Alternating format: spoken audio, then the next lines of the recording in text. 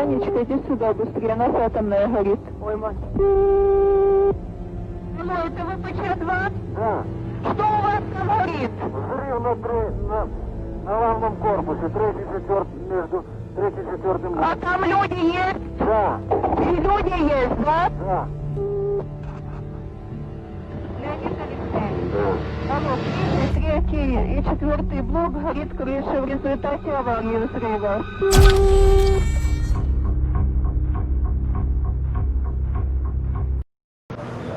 El 26 de abril de 1986, la dirección de la central nuclear de Chernóbil decidió aprovechar una parada planificada del reactor número 4 para hacer un test de seguridad. La prueba comenzó a la 1:23 de la madrugada. Un minuto después, el ingeniero que estaba al mando escribe en su cuaderno: golpes fuertes, las barras del sistema de protección se han desactivado. Una subida incontrolable de la potencia provoca 2 explosiones seguidas de incendios. Queda destruido el corazón del reactor número 4 del tipo RBMK. Una nube altamente radiactiva se levanta en el cielo. 2 días más tarde se detecta en Suecia un nivel anormal de radiactividad. Se evacúa la central de Forsmark antes de comprobarse que la nube viene del este. Las autoridades hicieron todo lo posible para ocultar la catástrofe que se cernía sobre Chernóbil. En ese momento, la explosión ya había causado 2 muertos entre los empleados, uno cuyo cuerpo jamás se encontró y otro que murió en el hospital horas más tarde. Los bomberos que acudieron a apagar el incendio sin protección alguna fueron altamente irradiados en vano. Luego, las autoridades intentaron enfriar el reactor vaciando 4.000 toneladas de sacos de plomo y arena. La gestión de la catástrofe fue desastrosa. Los 48.000 habitantes de Pripyat, a 3 kilómetros de Chernóbil, fueron víctimas de la ley del silencio y la radiación les cayó encima. La evacuación no se efectuó hasta el mediodía del 27 de abril, o sea, un día y medio más tarde de la explosión. La investigación posterior revelará errores de manipulación y construcción en el reactor soviético.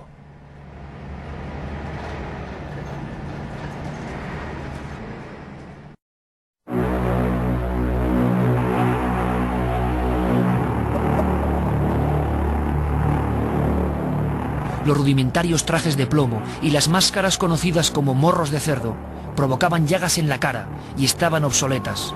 Y esa fue su única defensa, el frágil escudo para adentrarse en lo más profundo del misterio de la radiación.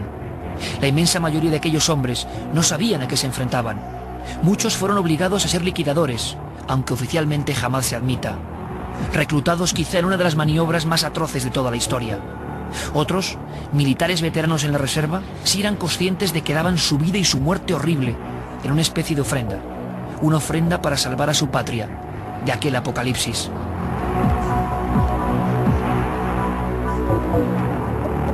Y actuaron en consecuencia, dando siempre un paso hacia adelante. Hasta el final. La misión parecía sencilla. Colocarse aquellos trajes de 35 kilos de peso, confeccionado rápidamente utilizando material que cubría las paredes de muchas sedes oficiales, y subir, siempre a toda prisa, corriendo y sin mirar atrás, hacia el mismo techo del reactor 4. Un techo tan negro como la misma muerte. 3 minutos de trabajo, recogiendo aquellos escombros negros y humeantes y lanzándolos al fondo de aquel pozo que parecía aullar, emanando un extraño calor. Ese era su cometido. Así de breve y así de peligroso.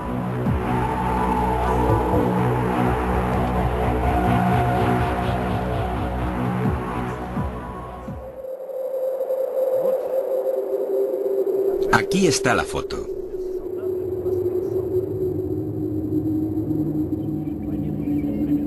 Justo cuando los soldados comunes y corrientes, soldados rasos, cortaban con tijeras las hojas de plomo y cubrían sus zonas superior, la del encéfalo, también la médula espinal, los genitales y por la parte de abajo en las botas. Aquí está. Ellos se ponen esas hojas de plomo. Y encima se ponen la gabardina cubierta de plomo. Aquí se puede ver en esta otra foto. Hojas de plomo encima de la cabeza. Hay que decir que este equipamiento pesaba entre unos 35 y 40 kilos. Así salían al tejado, y el tiempo de permanencia sobre el tejado variaba entre 20 y 40 segundos. Hay que entender que el campo de radiación era tremendo. Les puedo decir que hasta 10.000 Roentgen, cuando la dosis letal es de 500 Roentgen la hora. Les hablaron de un sueldo multiplicado por 6, incluso de un utilitario. Y ellos sonreían felices, imaginando los viajes que harían con sus familias, sin saber quizá que su destino ya estaba marcado. A muchos soldados se les ofreció terminar su servicio militar a cambio de una de esas subidas a la azotea. Una de esas subidas para encontrarse con el uranio y el plutonio. No pocos accedieron. La oferta no parecía mala. 2 largos años envueltos en balas y trincheras en la guerra de Afganistán, o unos pocos minutos bajo la silenciosa presencia de los rayos gamma.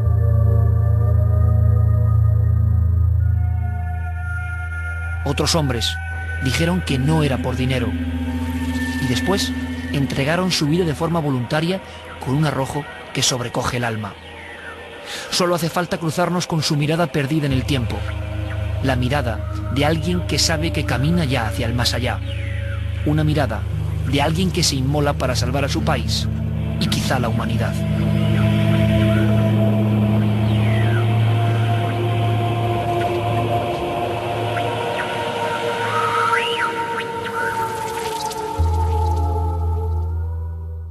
¿Eran héroes o eran víctimas? Yo creo que eran las dos cosas.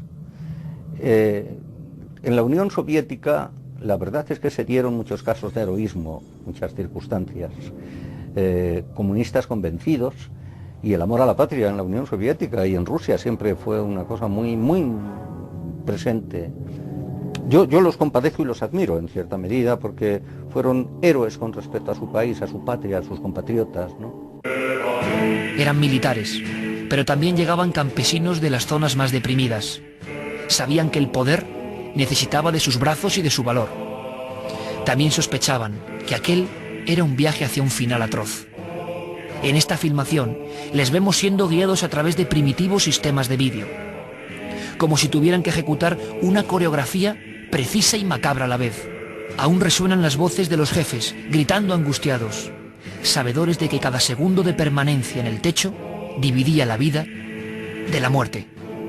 Y continuaron, iniciando la desigual batalla de la pala contra el átomo, lo nunca visto, lo jamás imaginado. Ese átomo del progreso que había mutado, que se escurría de las manos, que se colaba en el cuerpo y que destruía todo atisbo de vida a su paso.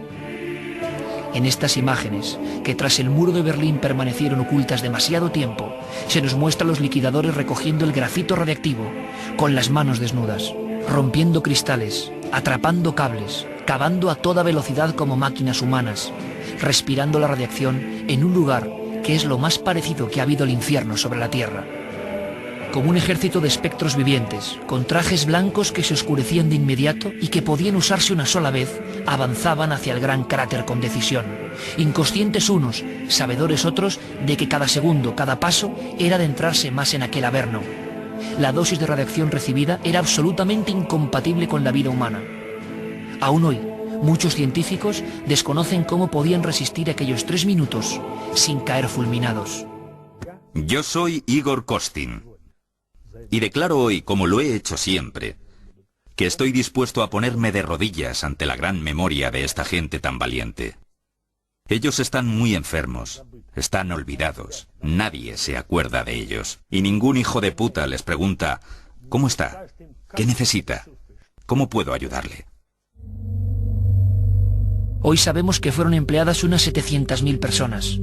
De una gran parte no se conoce la identidad. Los expedientes, los documentos, los historiales clínicos han sido borrados por el paso del tiempo, la desidia y el secreto. Las cifras oficiales no se ponen de acuerdo. Ellos, más que individuos, eran números. Cifras empleadas por un Estado que puso todos los medios para que la catástrofe no fuese conocida por el mundo. La prensa bielorrusa afirmó que casi todos contrajeron cáncer. Muchos fallecieron al poco tiempo, escondidos siempre de la mirada social, para no crear el tan temido pánico. En ese país se asegura que murieron rápidamente 8.559 liquidadores.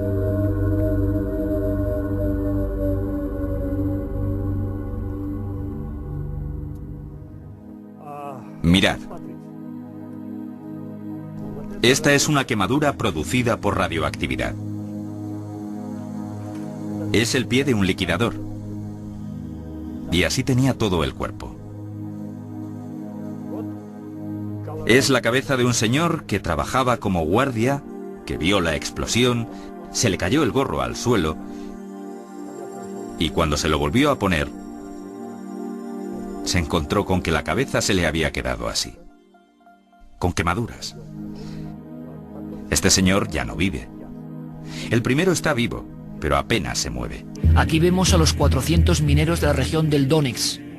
Mineros que de forma voluntaria abrieron un túnel bajo el reactor para llenarlo de nitrógeno líquido y crear una cámara que impidiese el hundimiento de toda aquella estructura.